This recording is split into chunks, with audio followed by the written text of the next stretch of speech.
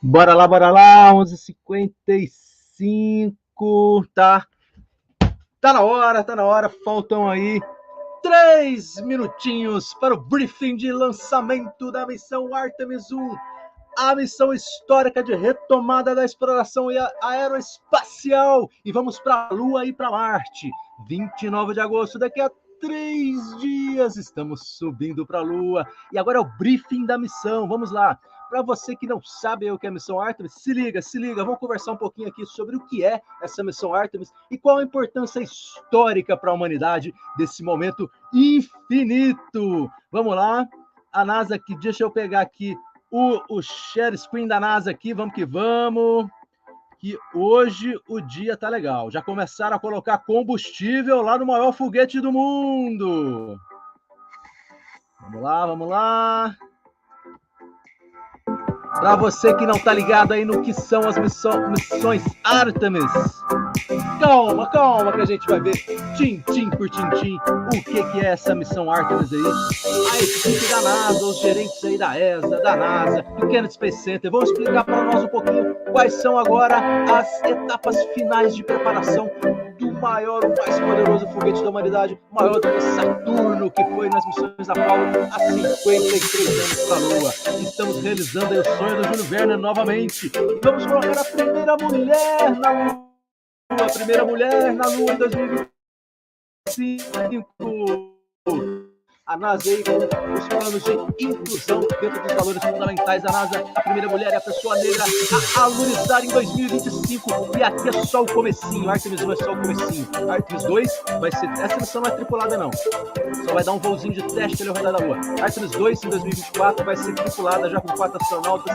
E Artemis 3 com 4 astronautas vai alunizar 2 deles na Lua em 2025. E uma mulher! Vamos que vamos! Estamos aguardando aí. Hoje, então, sábado, lá na Flórida, já começaram a colocar combustível, hidrogênio e oxigênio líquido no core stage do foguete. Ele já está... Olha, acabou a música. Acho que vou entrar daqui a pouquinho, hein? Daqui a pouquinho. Vamos lá, esse briefing é espetacular dessa missão infinita. Pequeno passo para a humanidade e um grande salto para a humanidade, um pequeno passo para o homem e um grande salto para a humanidade. Foi isso que Neil Armstrong disse em 20 de julho de 1969, quando ele alunizou pela primeira vez The First Man, o primeiro homem. Tá aqui, ó, Neil Armstrong, representado brilhantemente aqui pelo Ryan Gosling. Recomendo assistir esse primeiro homem aqui, que conta um pouquinho dessa primeira missão à Lua, das 6 que alunizaram homens na Lua. Essa Apollo 11 foi a primeira, em 69. Vamos que vamos. Já estou animadinho aqui para esses momentos importantíssimos aí. Retomada da exploração espacial à Lua e depois para Marte. Fazer um gateway, que é um entreposto ali na órbita da Lua, como o ISS que nós temos aqui na Terra. Fazer um gateway ali na Lua e do gateway ser um pulinho ali, tanto para a Lua como para Marte. Isso aí nessa década aí de...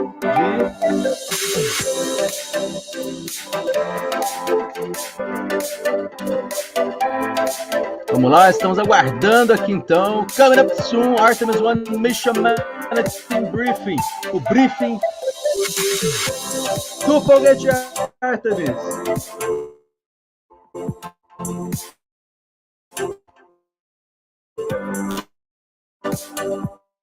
Para quem aí não sabe, aí esse recadinho tem talvez amanhã, acho que amanhã é melhor. Um videozinho aí de, sei lá, 15 minutos, explicando direitinho o que é essa missão Artemis.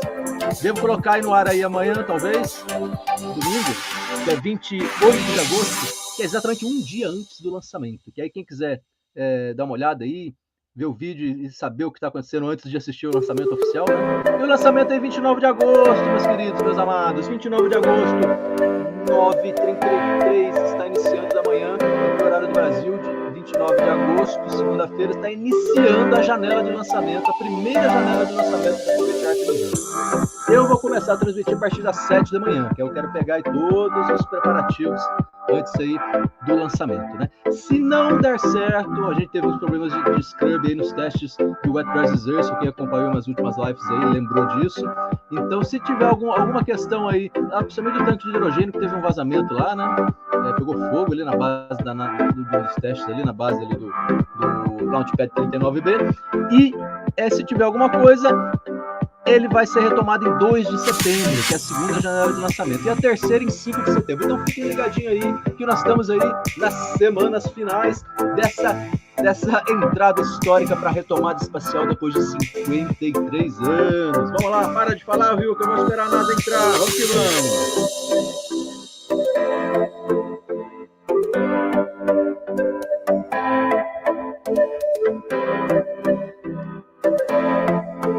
Tá marcado aí para 11 horas Eastern Time, horário da Flórida, e aqui no Brasil meio-dia, então já está aí no horário combinado. Vamos aqui ver quem vai falar para nós hoje.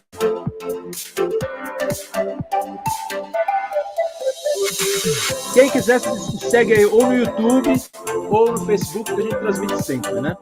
O YouTube e o Facebook Vilco Martins, os dois, né? Onde a gente faz toda essa cobertura do programa Artemis aí e outros eventos importantes espaciais também.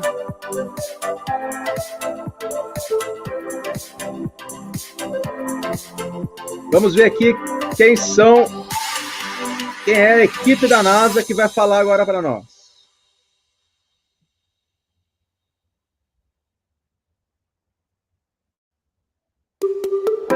Olha aqui, então. Briefing de pré-lançamento com a seguinte equipe da NASA. Mike Sarafin é o gerente da missão Artemis. Mike Sarafin, né? A Charlie Blackwell-Thompson, que é a primeira mulher aí a dar o nosso famoso Go for Launch de lançamento aqui espacial da NASA. A primeira mulher a dar o Go for Launch, ela é então a diretora de lançamento do Artemis, Charlie Blackwell-Thompson. A primeira mulher a dar o nosso Go for Launch. Fantástico, fantástico. A Judd Frieling é Flight Director, diretora de voo, então, do Johnson Space Center. Judd Frieling, mais uma mulher. O LaBrode é o diretor de voo também, do Johnson Space Center. A Melissa Jones é uma diretora de recovery, talvez a do splashdown aqui, ó, de recuperação das naves e das espaçonaves e dos astronautas do splashdown. É do Exploration Ground Systems, lá do Kennedy, da Melissa Jones. E a Lovin, que ela é officer de tempo, então a diretora de tempo aqui, é importante o tempo para ver aí se vai estar tudo certo no lançamento aí, tem que ter um tempo bom, tanto para lançar a foguete da espaçonave, quanto principalmente no retorno à Terra, no splashdown, para a entrada da atmosfera. O tempo tem que estar bonzinho aqui para tudo funcionar bem, funcionar os paraquedas caírem direitinho aí no Oceano Pacífico e ter o resgate funcionando aí. Então a Melody Lovin é a gerente de tempo do Space Launch Delta 45. E o Jacob Bleacher é o cientista-chefe de exploração da NASA aqui. Então é uma galera aqui fora de série, competentíssima aqui, para contar para nós os últimos passos aí de preparação do foguete Artemis. Artemis 1. Lembrando, Artemis 1 é uma missão não tripulada em redor da Lua. Vou pegar aqui, vou pegar aqui então. Vou pegar o meu F-14 aqui do Tom Cruise e uma luazinha aqui, né? Vou pegar uma luazinha. Vamos acender a minha luazinha aqui também. Vou botar uma cor bonita nela aqui, ó. Azulzinha, branquinha mesmo, amarelinha. O que a missão Artemis vai fazer?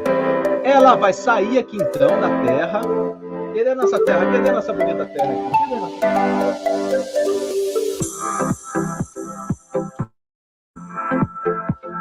Olha a nossa Terra aqui.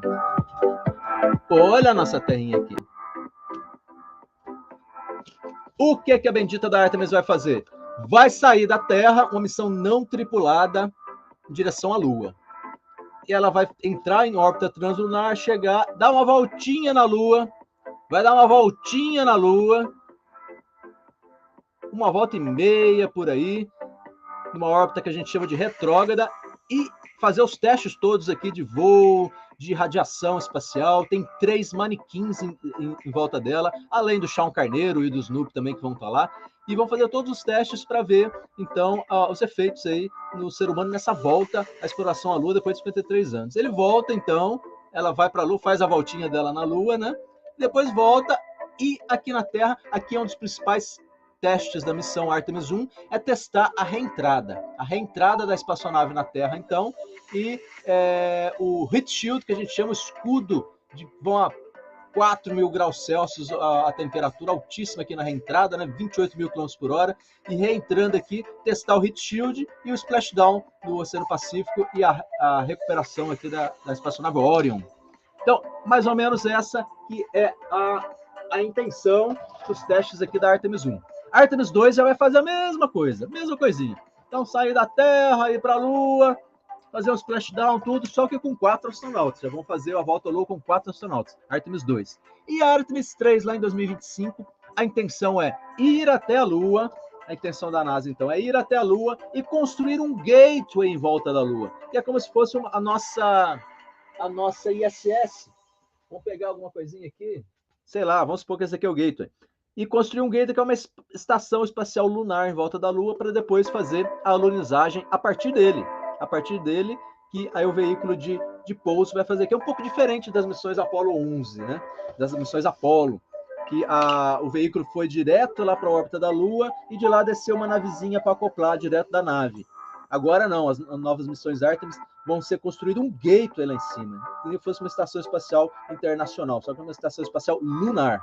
E a nave vai até o gateway, acopla no gateway, como a gente acopla na ISS, e daqui do gateway, orbitando a Lua, que as naves vão sair para lunizar na Lua, para fazer aí uma futura aí intenção de base de colonização lunar, sistemas de sobrevivência do ser humano aí em outros mundos na Lua, né?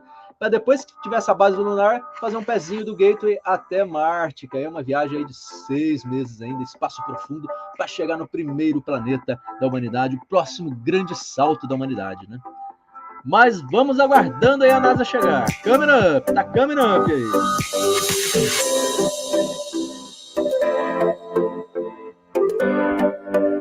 Vou colocar para carregar meu celular aqui.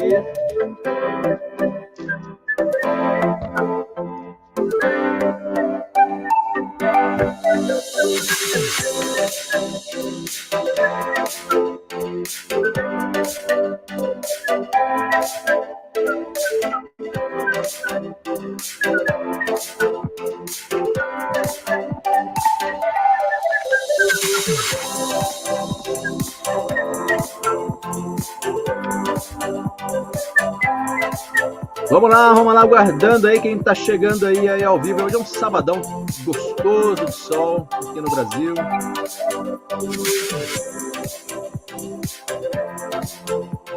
Quem tá aguardando aí um sabadão tranquilo em casa, acompanhando aí, vendo o que tá acontecendo nesse momento histórico para a humanidade aí.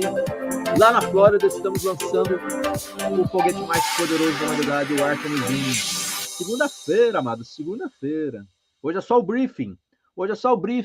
E a equipe vai dizer como estão os preparativos. Já começaram a colocar combustível a baixíssima temperatura, hidrogênio, oxigênio líquido no force stage aqui. Eu tinha que ter uma maquete aqui do Artemis, eu não coloquei hoje. Vou deixar uma maquetezinha pronta da Artemis aqui.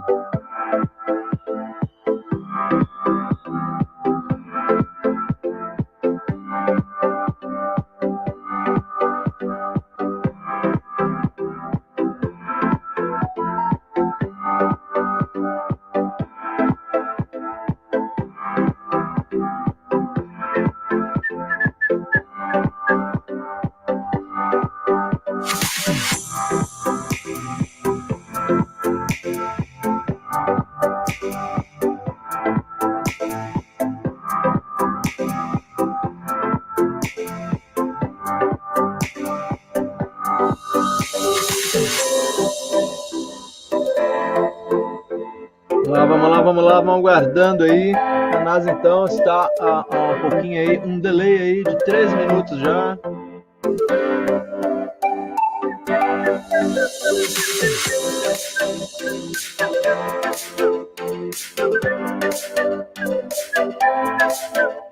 Essa aí é a penúltima live antes do lançamento, hein? Depois nós temos mais uma hoje à tarde ainda, que vai cobrir aí a missão para Marte. Hoje à tarde é a missão para Marte. Live número hoje, essa aqui é 14, a live 15, missão para Marte. E a 16 vai ser o lançamento para a Lua. Vai ser dia 29 de agosto. Então estamos aí com o fim de semana cheinho. A Regina tá dizendo aqui que tá dando para ouvir lá na Lua aqui os meus gritos. É muita animação, muita animação.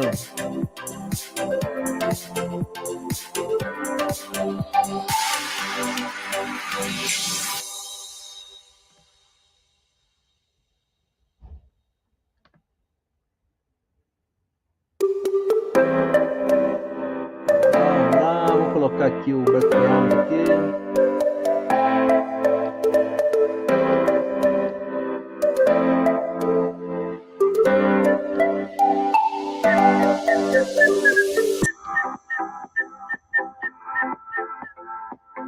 Deixa eu dar uma saidinha rápida aqui, já volto. Atenção, muita atenção que a NASA está entrando aqui daqui a pouquinho vamos fazer o briefing do lançamento do foguete, o retorno à Lua, o retorno da exploração espacial humana à Lua, momento histórico para a humanidade, daqui a pouquinho, daqui a segundos.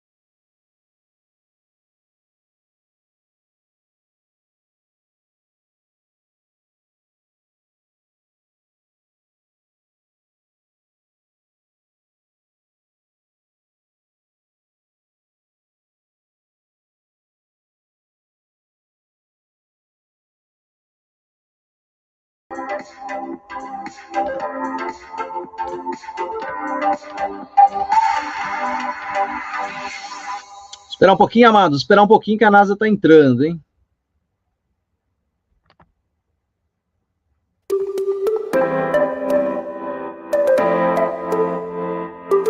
Vamos esperar um tiquinho aí, paciência.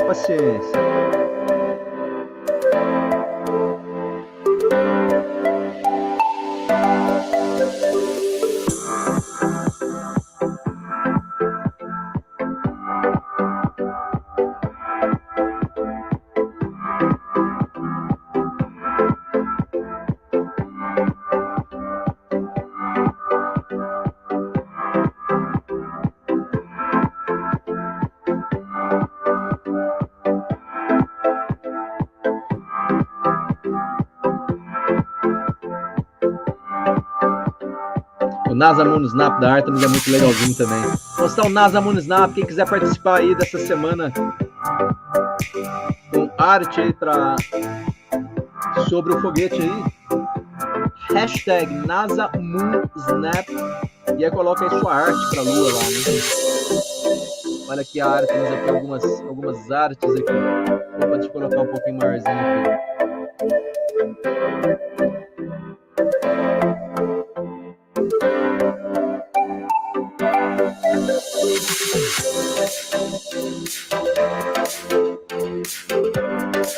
Olha lá o foguetinho desenhado, aí que bonito, foguete desenhado, linda aí a Artemis 1. Um momento aí de decolagem, talvez. Um astronautinha aí, ó, bonitinho. No Instagram da NASA Artemis. Um astronauta aí com um balão aqui, bonitinho aí, ó.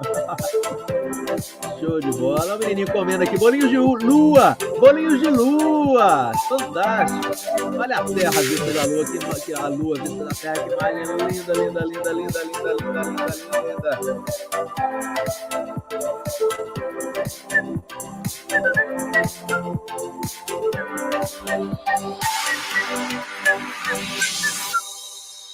A NASA está bastante atrasadinha hoje. Tudo bem, 18 minutos. Vamos que vamos.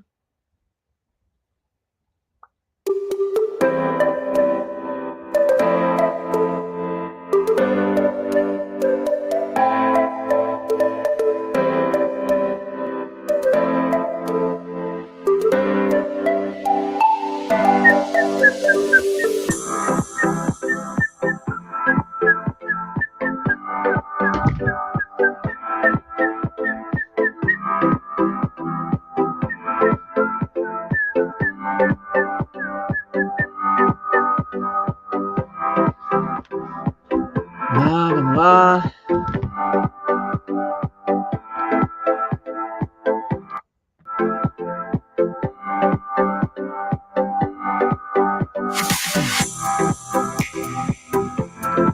Bom, tá tudo certo aqui com o meu link aqui. O atraso é ali na NASA mesmo, viu, gente? Um delayzinho nessas missões aí com tantos desafios aí, né? Os atrasinhos assim são normais. Só na janela de lançamento ali que ela é meio crítica. Aí tem que obedecer, porque tem que atender aí a distância certinha da órbita terrestre, ar, para tudo dar certo. O data de reentrada também. Então ali não tem atraso não. Lançamento não tem atraso não, hein? O lançamento é segunda-feira. É tudo certo. Agendado aí para 9h33 da manhã, horário do Brasil.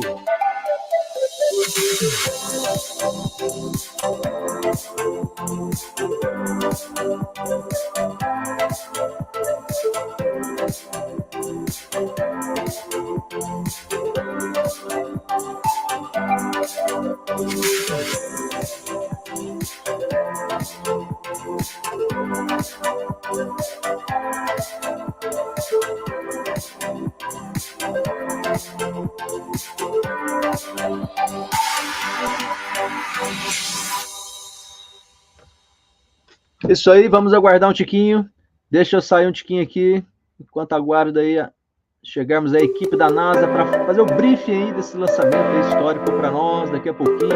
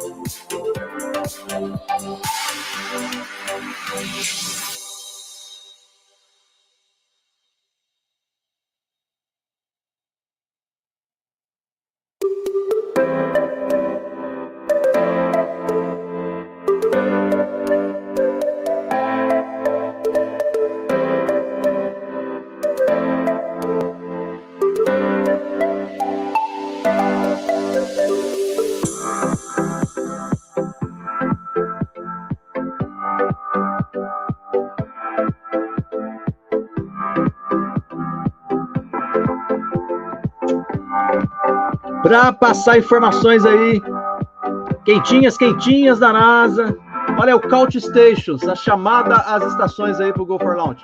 Aproximadamente 9h53 AM por Easter Time, né? Que são aqui aproximadamente 11 horas, meio-dia. Aproximadamente meio-dia, horário do Brasil, hoje, meio-dia. Nós estamos em meio-dia 24. Iniciou o Call for Stations. O que é o Couch Stations, então? Todas as equipes estão a postos nos seus locais de trabalho ali, de voo, de segurança, de tempo, de Go for Launch, de diretoria, engenheiros, cientistas, todos ali preparadíssimos ali para o lançamento do Couch Stations. E iniciou hoje, meio-dia. Hoje são 27 de agosto de 2022, sábado de sol gostoso aí no Brasil. Iniciou o Couch Stations, então. É o L-46. L-46 hours. O que é o L-46 horas? Então, o L significa o tempo aí antes do countdown. E 46 horas, aproximadamente 2 dias, né, vou dizer assim. Iniciando hoje, passa o domingo de manhã e na segunda-feira vai o lançamento. Então, 46 horas já está rolando aí o countdown, né? Opa, já vai começar, hein? Então, estão todos preparados lá para decolagem aí, 9h33 da segunda-feira, 29 de agosto, horário do Brasil. Vai começar!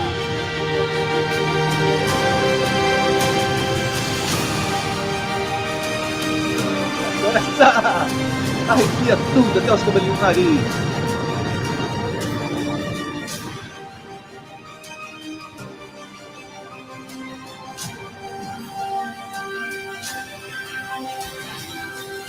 Artemis, deusa da natureza.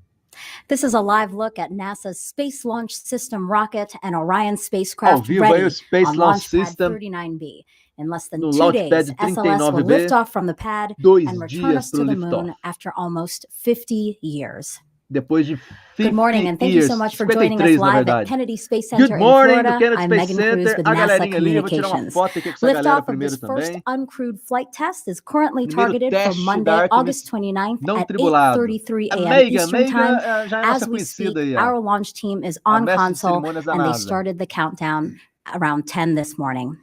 This briefing is to update you all on the Artemis 1 Mission Management Team meeting that wrapped up about an hour ago. Here are today's participants. We have Mike Sarafin, Artemis Mission Manager. Charlie Blackwell-Thompson, Artemis Launch Director. And joining us from Houston, we have Judd Frieling, Ascent and Entry Flight Director. And also Rick LaBrode, lead flight director. Back here at Kennedy, we have Melissa Jones. She's the recovery director. A recovery director, tem mais uma mulher aí, recovery director. Exploration scientist. And also Melody Lovin, launch weather officer. Thank you all for being here. É o Jacob. Okay, we're going to start with some opening remarks from each of our guests, and then we're going to take questions from social media, also reporters in the room and over the phone. So Mike, why don't you go ahead? Mike, vai começar com o Mike. Good morning. Então. Good morning. This morning, we activated the mission management team as part of our standard flight readiness process at launch minus 2 days. That was launch minus 2 days, 2 dias para o lançamento, o Mike Sarafin está dizendo, os times estão preparados. August the 29th. Disse aí a data aí, 29 de agosto, segunda-feira. What our just overall readiness posture is for the 2-hour launch window. A janela de 2 horas de lançamento. 8:33 to 10:33 Eastern.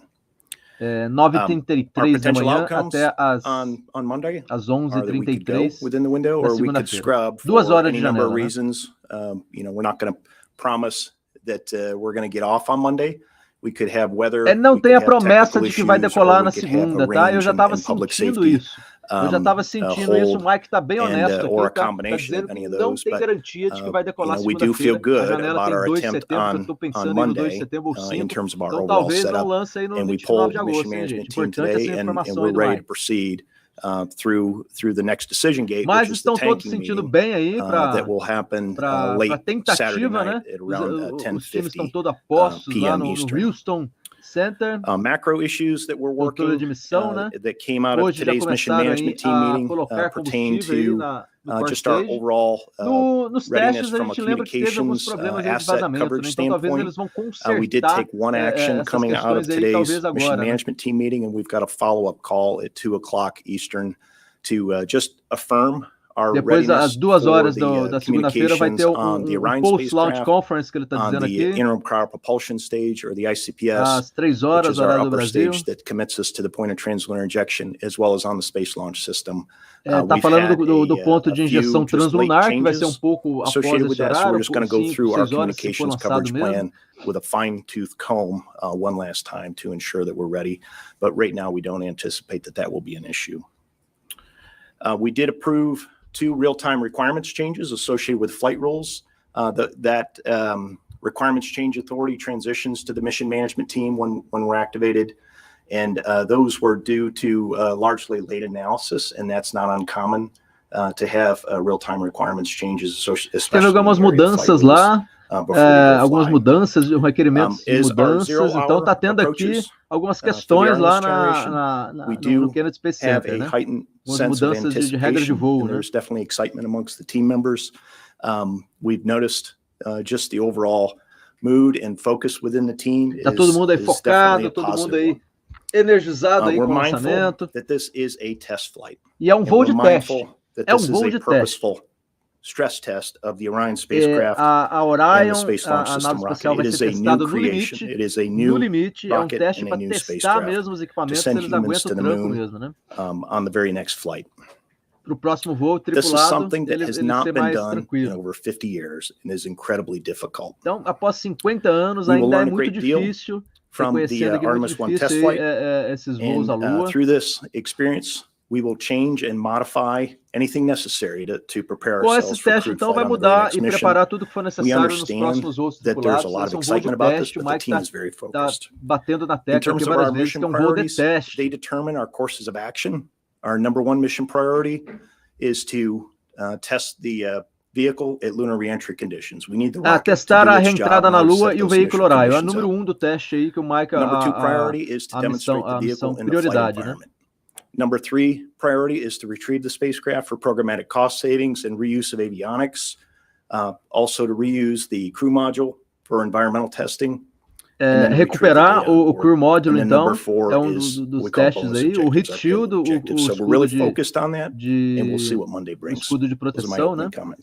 E fazer os testes de voo. São as prioridades aí desse teste que o Mike aqui está relembrando. Good morning, good morning. Charlie Blackwell-Thompson, nossa diretora amada. And I was here about 5 days ago, and we were talking a little bit about the flight readiness review and the work that we had in front of us. And I am happy to report that the work we had in front of us out of that review about 5 days ago has all been completed and is all on schedule. That included our booster servicing no schedule, então. We finished up that. Os 5 dias aí de pré-briefing foi completado. On Thursday, we worked through our pad configuration for a configuração do pad, got our engine service platform, os serviços de engenharia da plataforma, tá tudo aí em dia que a Charlie tá as well as the boosters. We got that lowered and into launch position.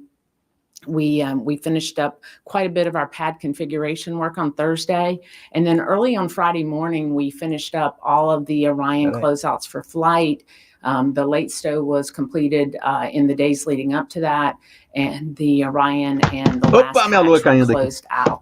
So from a vehicle configuration, we're in great shape there. So all that work was completed prior to call the stations. I was in the launch control station está completo, então. And the team is very excited. O time está preparado, todo mundo right on time ansioso lá. 9:53, right on time. And as you know, our countdown clock is now moving. Clock está we have 2 built-in holds. We have one prior to tanking. E aí tem dois holds, que é a segurada do countdown. To 2.5 hours, and then we have a 30-minute built-in hold prior to terminal count. E depois do countdown de 10 So minutos. our teams came in early this morning prior to call the stations to power up the Orion spacecraft. Então, Orion já foi energizada, mano. Orion já foi energizada some hoje of de manhã. our pre-checks, and we'll get Já foi into feito a os little checks, bit então, do later Orion. into our comm configuration of Orion, and we have a series of tests and checkouts that we'll do as part Os of that. testes, as configurações We'll da also nave be que bringing estão, up core foram stage feitos de manhã. and ICPS, which is our upper O stage, core stage and também, o configuring that for ICPS, flight. que é o upper And stage. those Ó, checks will todos run esses over the detalhes next day or técnicos, eu vou so. fazer um videozinho amanhã, para quem quiser acompanhar e Tomorrow saber we do will que se get trata, tá? into Vou fazer our vídeo final bem didático configuration amanhã, for domingo. tanking, and our tanking is scheduled to begin just after midnight. So on O Sunday night, tanking just vai after começar midnight, we'll depois da begin meia-noite, vai começar a loading colocar the combustível. cryogenics Hoje, into the depois core da meia-noite, stage. vai We começar a start colocar out with combustível, hein? blocks, and then we move over to LH2, and then we pick up with upper stage after that. We anticipate having all stages in replenish early in the morning on Monday morning, somewhere around the 6 o'clock mark. And after that, we have about 90 minutes. Às 6 horas da manhã da so segunda, ela pretende estar em replenish, We os tanques em demonstrated them during wet replenish, que dress, so é a we'll go through configuração and do de those deles checkouts estarem once já again. pressurizados And then e the pronto, countdown e clock will continue to T-minus 10 aí pro minutes, lançamento, where né? we have a 30-minute built-in hold. During that hold, we will do our final checks and our final poll for launch, and Uma provided segurada em that those ter checks are all menos favorable, 30 and minutos. we have a clear, what we call a clear constraints board. Então, esses 30 minutos give the finais team aí the fazem final todos go os for checks launch, finais antes and do we will lançamento. count down for that on-time liftoff at 08:33. E o countdown de 10 minutos, a outra parada, às 9h33 da manhã, de segunda-feira, 29 de agosto de 2022. Issues, so I'm happy to report that, Ela está muito feliz aí para contar que está proceeding todos on schedule. preparados. And with that, I'll hand it over to Judd. E aí passou a palavra para Judd agora. Ah, não, o Judd é homem. Para o Judd. So, assuming we launch at the open of the window at 8:33 Judd in the morning, Frieling, the vehicle diretor de will voo. lift off at about 5.7 million pounds total weight. I'll talk a little bit more about some of the abort boundaries and milestones throughout the ascent phase of flight. Once we lift off, we'll start immediately about 7 seconds in a roll to the heads down position to put Orion in that heads down position. At 54 seconds in the flight, we'll be supersonic, going Mach 1. A minute and 3 seconds, we will get to a boundary where if we lose a single engine, we'll be able to make our mission priority. Em 3 segundos de lançamento, se perdeu um motor, já continua ok também para a missão. 2 minutes and 10 seconds. 2 minutos e 10 segundos. Os boosters vão separar em 2 minutos e 10 segundos, hein? Control, targeting insertion point. Os dois boosters separam, deixa só o upper stage. 3 minutes 11 seconds, we'll have the SM panel jettison, which will expose the service module and the stowed solar arrays on that module. 5 seconds later, 3 minutos de voo, então, tem o módulo de serviço, tem uma energizada lá. Orion crew module. That will be the start of our abort capability. After that last jettison, teste de abortagem. Se tiver algum problema, é a hora de abortar. As untargeted abort splashdown. O abortar por splashdown, né? After 3 minutes and 23 seconds, depois 3 minutos e 23 segundos, a boundary which we call press to MECO. If we lose a single engine, we'll be able to make full mission after that 3 minutes and 23 seconds. Se perder um motor, continua ainda a missão final. São 5 motores, as né? The combined vehicle continues on uphill, the SRBs that we previously jettisoned will splash down in the Atlantic. Se tiver uma abort system, we'll have splashdown 7 minutes and 26 seconds, we'll start our overlap of our mode 4 abort, also known as abort once around, which means we can make the Pacific or off the coast of California. And then we will end our mode 2 abort at 7 minutes 33 seconds, which will be the point at which our initial impact point, our instantaneous impact point, reaches the coast of Africa. Às 7 minutos já atinge a costa da África, ao ponto de impacto. We'll leave the vehicle at about 400,000 pounds weight. Continue on from there. We'll deploy the solar arrays from the service module at 18 minutes MET. That'll take about 12 minutes. And give us the ability then to charge the batteries. 12 minutos abre os painéis solares da Orion, com 12 minutos. Continuing forward, once we deploy the solar arrays, we'll have our perigee raise maneuver, which will bring up our perigee from 16 nautical miles perigee to 100 nautical miles. That will be at about 51 minutes, and that'll be about a 20-second burn. Continuing forward, we will have our final burn that is done by the ICPS upper stage. That will be the translunar injection burn. Uma queima da injeção translunar. 36 minutes, following shortly around an hour and 44 minutes, splashdown of the core stage in between. 1h36 minutos a preparação para a injeção translunar. About 10 minutes after we do the TLI burn completes, which is an 18-minute burn, we will then separate the upper stage from the Orion Space Capsule. Separar o upper stage da Orion. Will continue on. A Orion vai ficar sozinha a partir daí com o motor só RL10. Shortly thereafter, I will hand over to Rick LaBrode, the lead flight director for this mission, and he will start with his modal survey. So, Rick. All right. Thank you, Judd. All right, then, as Judd said, after TLI, Orion will be on its way to the moon. Depois da injeção translunar, a Orion fica na sua rota para a Lua. Período de tarde aí da segunda-feira, se tudo der certo. O Rick agora vai falar pouquinho. Our first lunar encounter is going to be on target. That'll be on flight day 6. When we pass by the moon, we're going to be approximately 60 miles off the surface of the moon. And that's when we're going to do our first large burn. 70 mil quilômetros da superfície da Lua, no sexto dia de missão. Up to the distant retrograde orbit. E aí a Orion entra na órbita retrógrada da Lua. We'll do our second large burn, and that'll actually insert Orion into the DRO, the distant retrograde orbit. We'll spend o último burn, então, a queima, para garantir que a Orion entre aí na órbita lunar, na órbita retrógrada 23, we're going to go ahead and depart DRO and start heading back to the moon. Dia da missão. That's our DRI burn. And then on flight day 35 is when we'll encounter the moon again, and we'll do our return power flyby, our last large burn, and that burn actually is going to target entry interface. It's essentially our e depois da volta ali, então, ele vai ter o retorno. We'll continue to do a series of those correction burns to make sure that we're right on target for the entry interface. Tem que fazer as queimas de retorno lá para garantir a correta trajetória do foguete, da nave, quer dizer. Checkouts and demonstrations just to get a better feel for how Orion's going to operate in that environment. Então os testes aí para ver como que a Orion se comporta nesse ambiente aí da Lua. Anytime during the mission, Orion encounters a problem, a serious problem that warrants bringing Orion home early, we can select early return trajectories. We also call them aborts. And it's really dependent on what phase of the mission we're in when that happens. On the outbound leg, we could do direct aborts, where we just turn around and come right back to the Earth. Or we could change the trajectory to a lunar flyby. Once we've gone into the DRO, we're a little bit more limited, but we can depart early if necessary and the timing's right. And then in all these cases, it would just bring Orion back. It would bring EIN earlier. To get it back safe and sound. Teve algumas situações, alguns probleminhas aí da trajetória da Orion, está dizendo que, dependendo aí da decolagem, pode trazer o Orion antes do previsto, ela pode ter que reentrar antes aí dos 42 dias de missão, né? And then once we've done our RTC6, or Return Trajectory Correction burn number 6, then we'll hand over to Judd's team for the last phase of the mission. All right, thanks, Rick.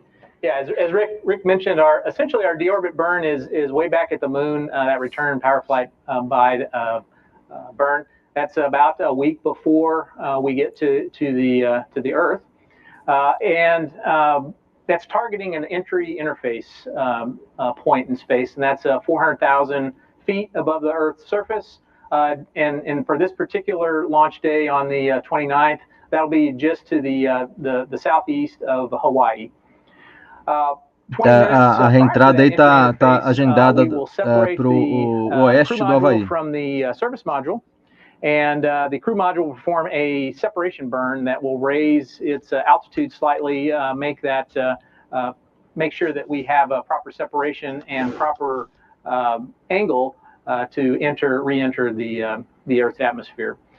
We'll be performing a skip entry on this mission. Essentially, we'll come in at 400,000 feet at about a little over 24,000 miles per hour. We'll dig into the Earth's atmosphere at about 200,000 feet above the Earth's surface. Vai falando pouquinho aí dos detalhes técnicos da reentrada, tá? Go skyward again. We'll get to an apogee of the capsule around 250,000 feet, and then we'll continue to descend down into the atmosphere all the way to the Pacific Ocean. We'll have various milestones along the way, particularly at around 28,000 feet. We'll jettison the forward bay cover that will expose all of the main parachutes and drogues. And by that time, we will have slowed down from that 24,000 miles per hour to roughly 500 miles per hour. 300 miles per hour. We'll deploy the main chutes and come down a soft landing in the Pacific Ocean, right in the vicinity of the recovery forces. We will stay Tá falando pouquinho da manobra de reentrada, que ele diminui aí de 28.000 km por hora para 300 aí, a hora que aciona os paraquedas de reentrada, então, para o splashdown aqui na costa do Havaí, aqui que está dizendo aqui, são os testes agora, né? Back to you. Ele falou um pouquinho da manobra de reentrada, a preocupação da NASA é testar certinho a reentrada, que é garantir a segurança dos astronautas em 2024, né? A gerente de tempo aí, a Melissa Jones, gerente de recovery, da reentrada, desculpa. Então já foram feitos 5 testes aí de recovery, né? And so the timeline for deployment, it's a 42-day mission. We will wait until 42 we launch, and we're confident when we're landing, and we deploy about 20 days prior to splashdown. We load the landing platform dock 17 ship that we use from the Navy, which has a big swimming pool underneath the flight deck where we recover and float the capsule in. And we go out with them. We bring a helicopter squadron, a dive company with us, falando aí, in addition to the weather squadron.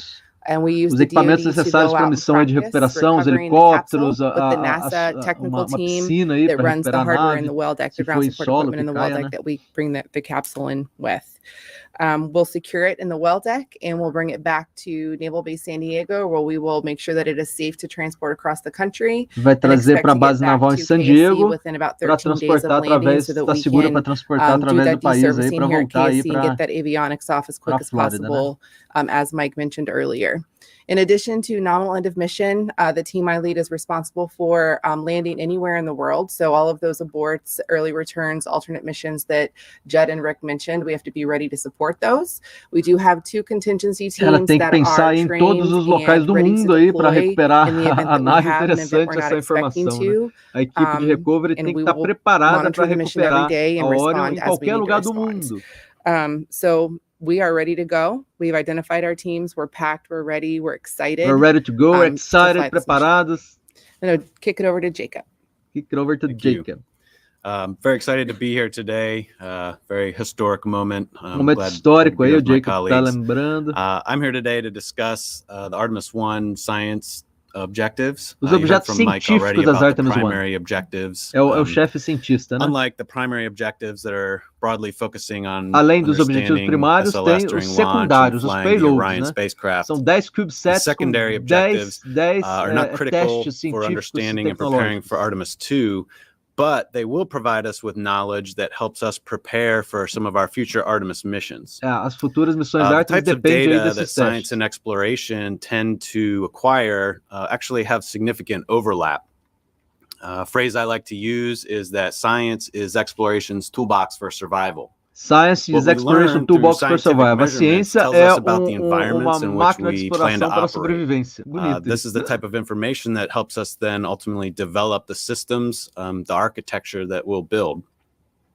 Likewise, for each human exploration mission, Para there cada are missão numerous de exploração opportunities for humana, science to be tem conducted, technology várias oportunidades demonstrations para to be conduzir conducted.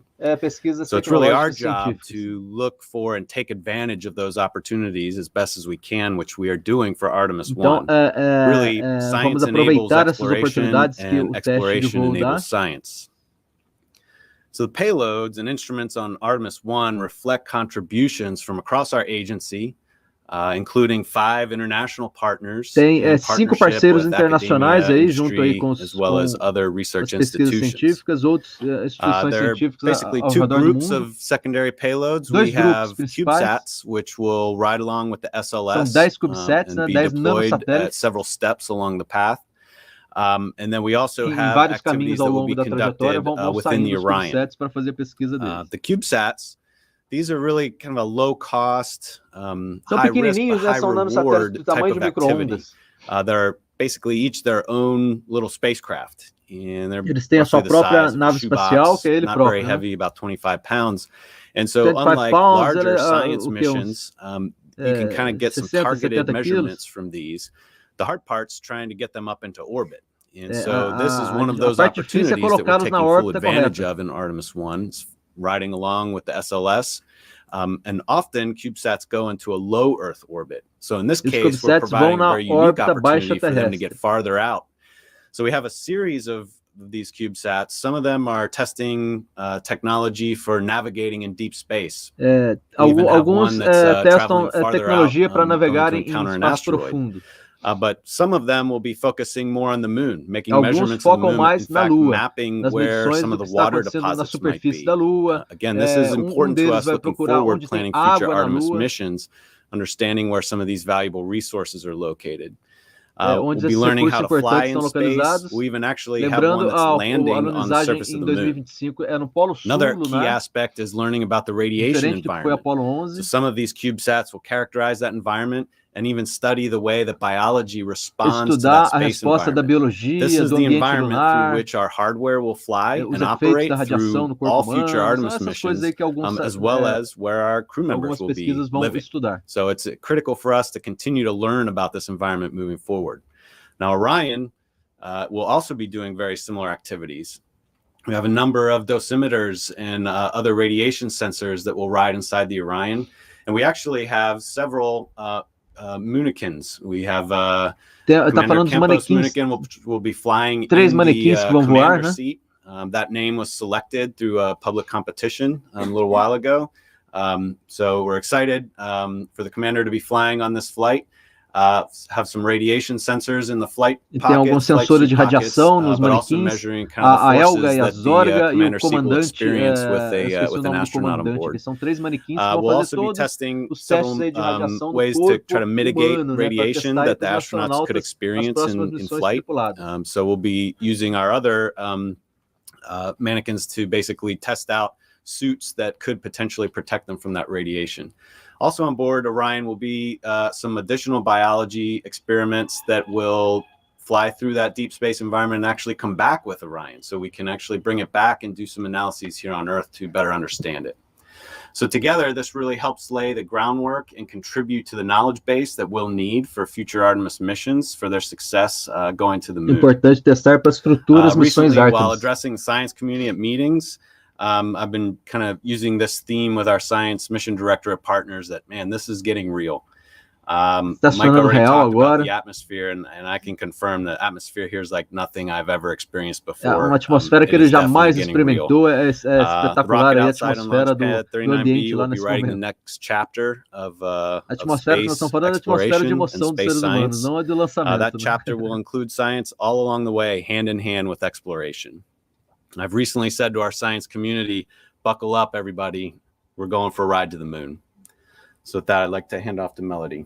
We're going to the moon. Ele terminou com a frase motivacional. We're going to the moon. We're going with Orion to the moon. I'm very excited to give you the launch weather for Monday, but before we get to that, I have to talk about the weather pattern for today. And I don't think I'm going to surprise anyone in this room when I tell you that it's probably going to rain today. Hoje vai chover. So with that, we'll go ahead and look at satellite and we'll go ahead and talk about the pattern. So this morning, as you're looking at satellite, you can see some thunderstorms beginning to form along the west coast of Florida today. Algumas nuvens de tempestade formando ao longo da costa da little Flórida. Clouds begin to form across the Space Coast. So with that, we do have a light south-southwesterly flow regime in place. And what that normally means is we're going to have some of those sea breezes collide along the east coast of Florida this afternoon.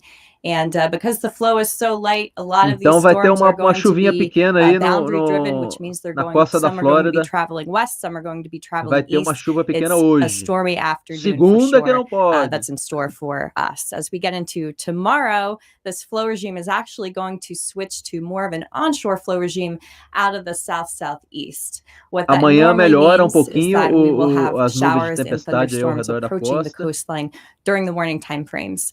For any work that needs to get done out at the pad tomorrow, we will likely still have thunderstorms, but we'll probably be able to have a lower lightning threat in the late afternoon. Vai ter algumas nuvens de And that is tempestade just amanhã due to the também, fact that the mas East com Coast sea breeze will likely risco move de west raio, de away lightning from the pouco spaceport menor during that amanhã. time frame. So now let's get into launch weather, the actual outlook for Agora Monday morning. o tempo no With lançamento, that, we segunda-feira. do have a probability of 70% of favorable weather. So that is a 70% probability de of tempo violation of favorável. 30%, i.e. 70% go.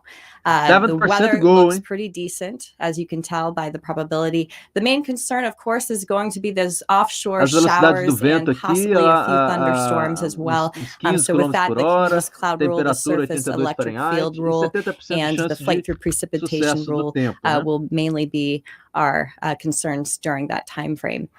You may notice I don't have a backup launch window forecast for you, and that is because that is a 6-day forecast, and we don't do launch forecasts earlier than 3 or 4 days. So for an outlook for that, we would have that available on Monday if we need that. Se precisar backup, that, ela vai I can go ahead providenciar and na conclude segunda, my não tem portion of plano the brief. backup, ela Enjoy faz the por launch. lançamento. São Melody, thank you. All right, we now invite reporters in the room to ask questions, but also reporters agora on the vai phone will passar be para as taking questões questions do from you pessoal. and also social media. And in order to bring those questions to us, just use the hashtag Artemis. All right, so a question in the room right there. Marcia Dunn, Associated Press. Do Charlie, Associated Press é para Charlie, a diretora da Artemis. On Monday, and for Melissa, you mentioned that you could be chasing this capsule anywhere around the world when it's coming back. Quando voltar, pode recuperar cápsulas em qualquer lugar do mundo, Orion, né? Versus Eu water. também achei And when there's a crew on assustador board, how do you essa declaração. possibly deploy your crew to anywhere in the world? Como que você vai salvar a All right, tripulação so em I'll qualquer talk lugar do about mundo? the tanking question Eu também first. achei bem complicada essa declaração. We have taken all of the lessons learned from wet dress, and we did make some additional Nós changes to the tivemos os tanking testes de wet timeline. You'll dress, notice that fizemos we os actually ajustes we increased that necessários. hold prior to tanking from an hour and a half to 2.5 hours, and that was to allow us to back some of the work up to align us really well for an on-time tanking. But certainly on any given day, you can have a technical issue or you can have a weather issue. We do have a 2-hour A gente fez launch todos os window. testes necessários, mas And so we podemos have ter the problema ability, operacional ou to de tempo certainly, que pode atrasar press pouco. Né? within that 2 hours. So how late can we be? Really depends on which part of the tanking we got held up in, because Tudo we depende have de qual a parte do sequence tanque que of how we você need to go conseguiu low, core stage, then upper stage. But if it acertar, was at né? the very Tem o beginning, I upper would say we stage, have about 2 hours there and still make o the end of the downstage, window. core But you stage. get more flexibility, certainly depending on, when you actually started the tanking Ela vai ter operations. flexibilidade quando você estiver ativamente fazendo isso na segunda, enchendo o tanque para ver as janelas aí de tempo da hora de lançamento e de qual local Unfortunately, we don't que vai have ter to o protect for splashdown. landing Meio anywhere in the world. delicado esse Our flight negócio, ops hein? folks Meu Deus, eu fiquei have a really preocupado good também com a americana understanding que of where it's perguntou going to ali também land. In fact, I could kick that National over to them if they wanted to answer that. But we're looking at a low percentage for Atlantic abort and a very high percentage in the Pacific coast or Pacific Ocean between San Diego all the way to Hawaii and down to Mexico. So we focus the assets that we have in those areas, and that's where we deploy those teams. But it's going to be a real-time call do recovery based tá dizendo on que ela foca where ali we at, how no far to sea are Pacífico we, what lado do assets are in that Atlântico, mais area, focado no and what do we know Pacífico, about the health of the capsule. que é o In foco addition to de that, there's a operação. tri-band beacon that will activate on top of the capsule. It gives us about 96 hours to find the capsule. is what we're planning Dá for at this time. 96 horas para achar a Thank you for those cápsula questions. na Bill? hora do splashdown. Bill Então Harvey, é CBS News. tenso, Charlie, é I hate tenso o to ask you negócio, this viu? question one more time.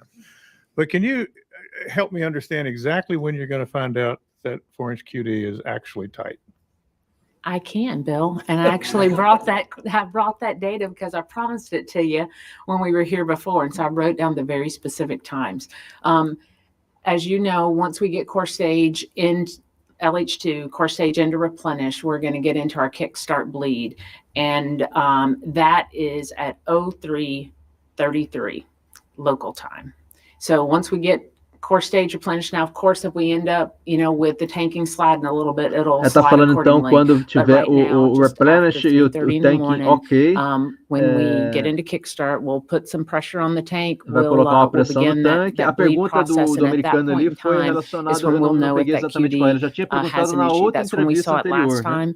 time. We saw the performance of it last time, and we would expect to see it at that time. And then, of course, once we get into the kickstart, we'll run that for about 45 minutes, and then we will get into our vented bleed, which is another 90 minutes, and then that gets us set up for the Quando ela pre-press chegar test. no quick start ali, que eles vão Irene? ter uma possibilidade de Thanks. responder a questão do americano ali, que realmente ela não conseguiu Irene Klotz responder with, de novo. Aviation Week. I think this is E probably depende for aí Mike. da So operação PAO real provided us with de some of enchimento do tanque. the risk assessments for the loss of vehicle, but I didn't really understand Os riscos what de drives the perda do numbers veículo da aside Orion, from então, né? Vamos the ver launch risk and the reentry risk. And there's something os riscos in de flight that reentrada seems também. to be the primary driver. So if you could just break that down a little bit for us. Thanks. Os riscos aí Yeah, da reentrada de recuperação da The nave de last time novo. we talked about the loss of vehicle risk, and as I recall, the number that I wasn't ready to quote at that time is 1 in 125.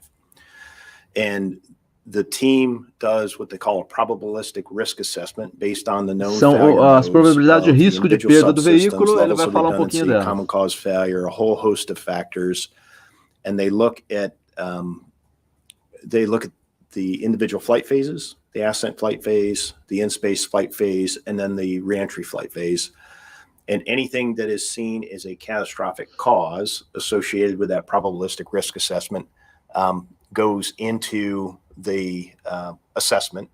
And then each cause itself, whether it's number 1, number 5, number 100, is assigned a probability. And some of our top risk drivers are common to any other program out there. Micrometeoroid orbital debris is a key risk driver. The parachute system on the vehicle is a key risk driver.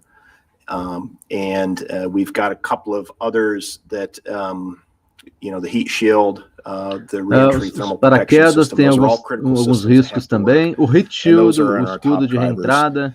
Obviously, the duration of the mission affects your micrometeoroid and orbital debris risk. The longer you're up there, the longer your window of exposure is to a critical hit associated with micrometeoroid or orbital debris. Quanto maior o tempo da missão, maior o heat risco shield associado da reentrada is também, ele está kind of a dizendo aí. byproduct, Quanto maior o tempo de or missão, que there's está em a 42 dias, maior o risco de relationship reentrada também. between the thermal protection system and the orbital debris environment, specific to the back shell of Orion, not specific to the base heat shield.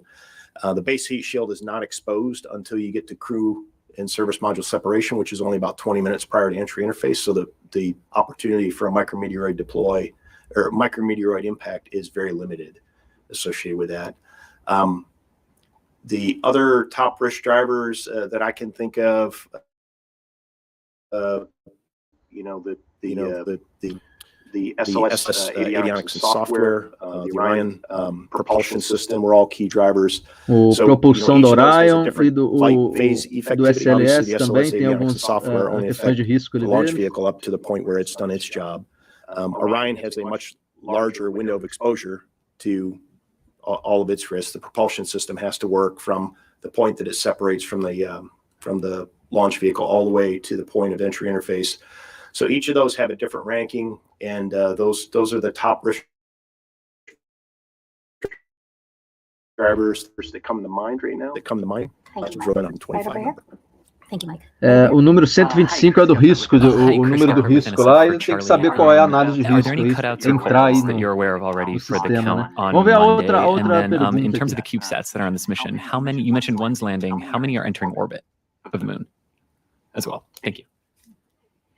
And I'll also hand over to Judd too, if he wants to talk a little bit about the COLAs and the cutouts. But we do have a number of cutouts in our launch window that we anticipate. We have been practicing those as part of our simulations.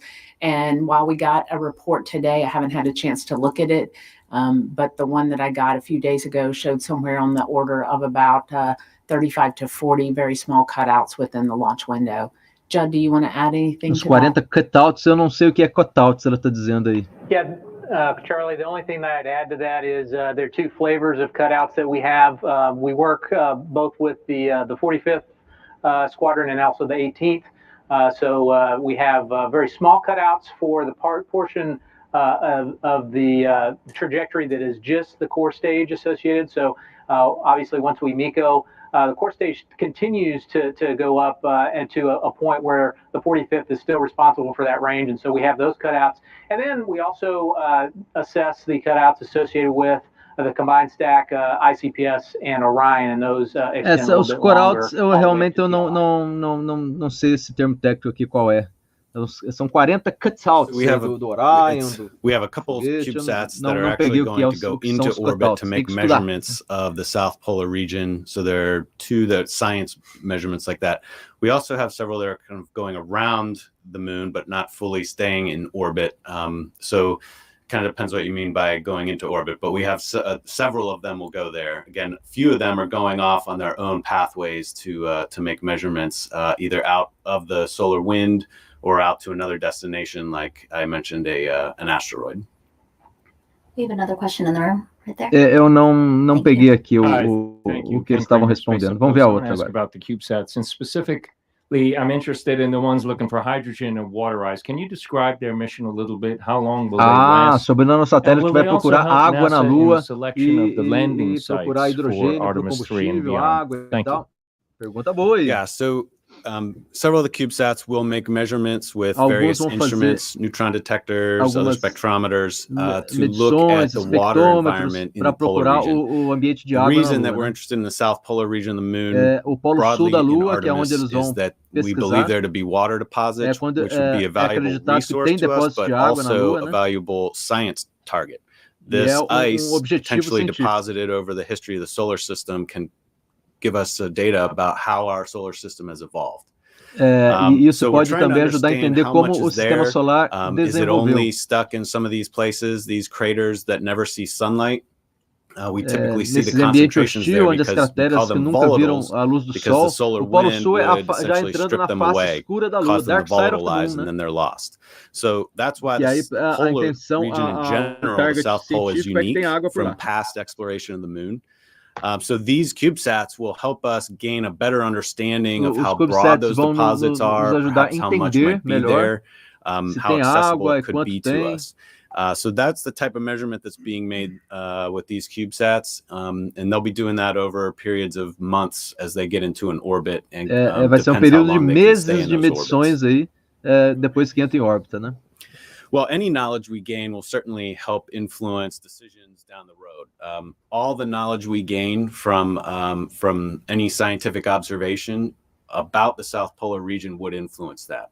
Qualquer conhecimento científico que obter ali do Polo Sul lunar vai influenciar as próximas missões. But it will all factor in as part of the knowledge base from which we make that. So with the addition of the CubeSats to Artemis 1, we do have observations that will help us as we move forward in Artemis. Another question here. Hey, good luck Monday. Congratulations on getting here, of course. Been hearing from some folks kind of under the radar. There's some concerns about how long SLS has been out on the pad, exposed to elements. A preocupação com o tempo que o SLS está ali no pad exposto ao tempo. I'm just wondering if you can kind of quantify. I know it was briefly mentioned at one point pushing into the fall might cause some concerns about how long SLS was out there, but at this point, how much of a concern is that related to corrosion or other elements? Qual a preocupação com corrosão dos sistemas e tal, o tempo que ele está exposto lá no launchpad antes de lançar? We've got a então, whole perigo de host lightning of systems também, né, de descargas either were previously activated or we had to be mindful of their timing relative to setting up for a launch attempt. Certainly the loading of hypergolic fuel that's used for reaction control systems is one of those items that we look at. There are a whole host of other items that we do track. None of those right now relative to the launch period that we're looking at are key risk or key concerns, and we did ainda não tem riscos ainda grandes com o tempo de exposição lá, né? And while we understand there's a non-zero level of risk associated with the amount of time that hardware elements from the tip of the Orion spacecraft all the way to the tail of the rocket have been out there, we've characterized that, we've been tracking it, and right now there aren't any pokeouts that we're concerned with. Então, está tudo sob controle por enquanto quanto ao tempo de exposição no teste. Tarek Malik with Space.com. I think for Mike, you mentioned earlier just the nature of the test flight, that there could be weather, there could be a glitch that might cause a delay, and I'm curious what the rationale or plan is in terms of going to a backup day like September 2nd or 5th, and depending on the nature, of course, of whatever issue. Earlier in the month at the media day, there was discussion about the amount of fuel available and having to pick the 2nd or the 5th. Is that issue solved, and you can go for both of those days with enough prop to fuel the vehicle both times? Thanks. Yeah. I mean, I'll take a first crack, and Charlie, you can Ela falou, anything. Ele perguntou sobre as janelas de lançamentos, ou 2 de setembro ou 5 de setembro. Eu estou achando que lá pelo 2 de setembro talvez que vai ser o lançamento oficial. Depending on which day we're talking about. When we start getting to September 5th, we start having less than a full 2-hour launch window. So September 5th is about a 90-minute window, and September 6th is a 24-minute window. Otherwise, we've got 2-hour windows in front of us. A partir de 5 de setembro, as janelas de lançamento começam a ficar menores, não são de 2 horas, mas são de 20 minutos. Já começa a preocupar pouco mais. Her launch operations team in terms of what the art of the possible is. And if that is a technical reason, she's going to come to us and tell us, if we need to gain access to the vehicle, the art of the possible is. And if it was simply a scrub and need to replenish commodity, she'll tell us what the art of the possible is. I don't know, Charlie, if you have additional thoughts on that. Yeah, I think what you may be referring to is our replenishment plan. We, in the 850,000 gallon hydrogen sphere that we have out at the pad, we get one launch attempt after that. And so we do require a couple of days to go replenish hydrogen. What we will do, because we have that cutout in the launch window between the 29th and the 2nd, we will go ahead and top off both LOX and hydrogen, which really sets us up nicely for an opportunity when that window reopens on the 2nd. And then it also gives us some flexibility in the scrub, because we will only need to take hydrogen after that. So while as a launch director, you always want you want launch opportunities close together, but this cutout actually provides us a nice opportunity to top everything off and be in a great position to make a run at it on the 2nd. And then certainly after that, we would only need to take hydrogen, which takes a minimum of 48 hours. A preocupação com o hidrogênio, né, do 29 de agosto até o 2 de setembro, eles têm o tempo de fazer o replenish, retirar o hidrogênio, colocar novamente. Então essa janela, a Charlie Blackwell-Thompson está dizendo que quanto menor a janela ali, entre os lançamentos é melhor. Só que esses 5 dias aí, além, eles conseguem se reorganizar também nas janelas de lançamento. Obviously we know the name is really significant, as well as obviously the idea, the concept, and the ambition of having a woman on the moon. But a ambição de ter uma mulher na Lua, much stronger than that, and much deeper than that within NASA and the contractors. So how sort of important is that sort of female element for you personally, and also for future generations who might be interested in getting into this kind of work? Então a questão da mulher na Lua, né? Para as futuras gerações e a questão pessoal dela ser uma mulher, estar como diretora de lançamento, né? Without a doubt, a female presence as part of this in both the leadership of this program and the operations areas, as well as the name of the program itself. Ela está muito feliz de estar como diretora de lançamento, mulher, e o nome da missão como Artemis é muito importante também. A irmã gêmea de Apollo, né? On the order of one woman, certainly in the case of the Apollo 11 launch, we had one woman in the firing room of 450 men. One. 150 homens e uma mulher na missão Apollo 11. Made up about 30%. We have just under 100 engineers that'll be in the firing room on launch day, and 30% are women. So certainly, agora 30% são mulheres. Workforce has changed. A workforce mudou, né? Agora é uma diretora mulher. It's a very special. É for me, it's momento extremely especial para ela, to be part of particular this também. program and to be given the opportunity as the first woman launch director. Ter a oportunidade de primeira mulher de lançamento a falar o Go for Launch. Hello, this is Ada Monson from Guapa, Puerto Rico. Parabéns, Charlie Blackwell-Thompson. We feel the excitement and we thank you. Primeira mulher I got na two NASA questions. Go You for Launch mentioned para o weather foguete. criteria, technical issues that may delay the launch, Do but mundo, also you né? mentioned No public mundo. safety. What do you refer about that? And then for the meteorology side, how do you coordinate with the National Hurricane Center, especially since the September 2nd and 5th window, we might have a closed system near the East Coast?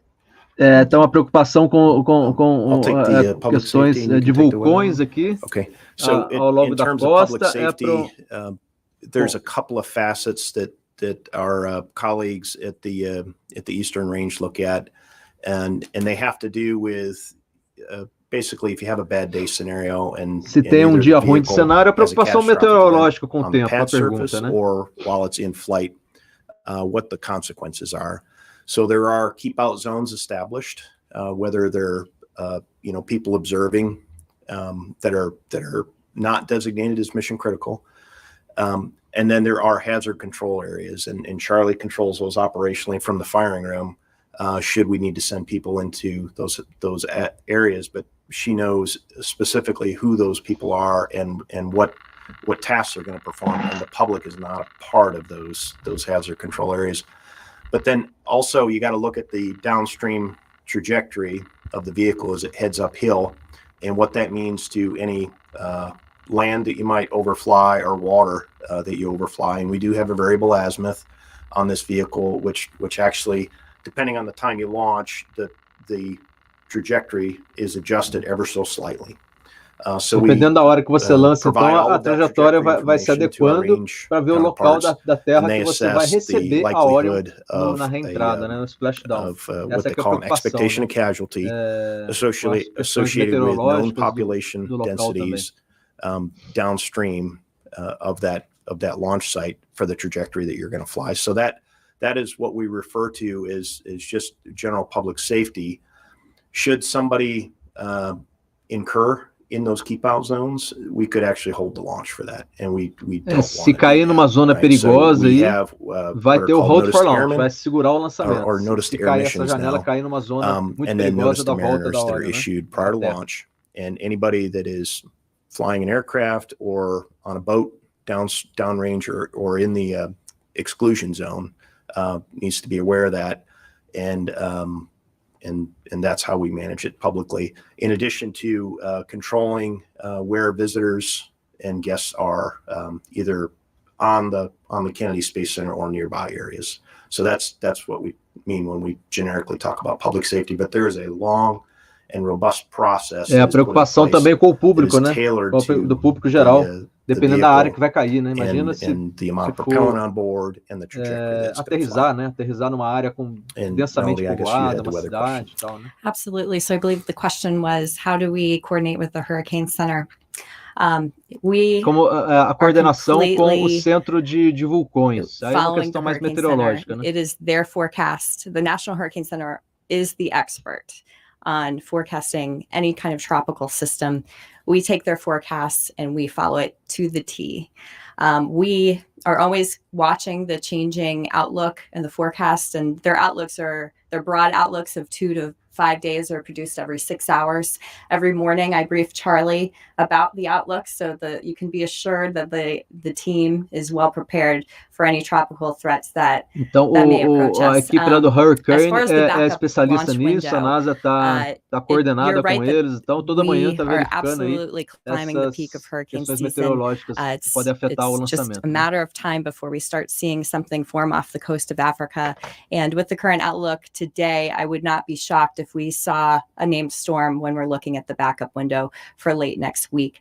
But that is a 6-day forecast. So all we can do is really watch and react as fast as we can do.